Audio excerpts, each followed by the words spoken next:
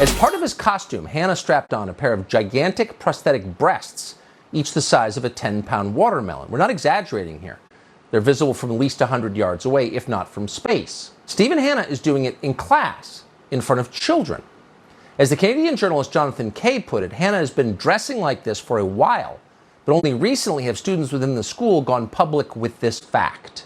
Women may not see it right away because generally their lives are not defined by their sex drives. But if you're a man, you get it instantly. What is this about? It's about sex. Stephen Hanna is enlisting other people's children in his sexual fantasies. Having an audience of children gives Stephen Hanna a sexual charge. He's getting off on this.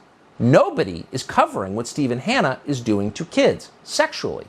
The rest are effectively defending it. The Toronto Sun, for example, went with this headline: School board prepares for backlash over trans high school teacher. Oh, backlash. Trans high school teacher. He's protected. No, he's a freaking weirdo wagging fake breasts in the face of your children because it titillates him. The high school has a policy of protecting teachers who expose themselves in the classroom. The school's official policies state that, quote, dress codes must prevent students from wearing clothing that exposes or makes visible genitals and nipples. Oh, okay, that's the policy, but it applies to students. So this guy is free to wag his prosthetic breasts in the faces of kids because he gets off on it. This is disgusting. It's the abuse of children. It harms children. Sexualizing children harms them when adults do it. And we know it's happening because it's on camera. And unless parents speak up and say, we will not accept this, you may not sexualize our children, you may not enlist them in your sexual fantasies or your fetish life, keep that at home, it will continue.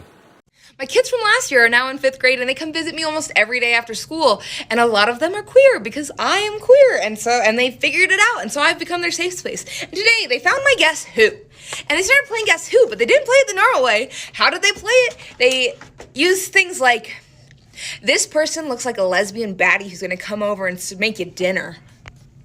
Well, which one of these characters is a lesbian baddie that's going to come over and make you dinner? Oh, Olivia is? Oh, great. Which character just looks gay? Well, meet Mike.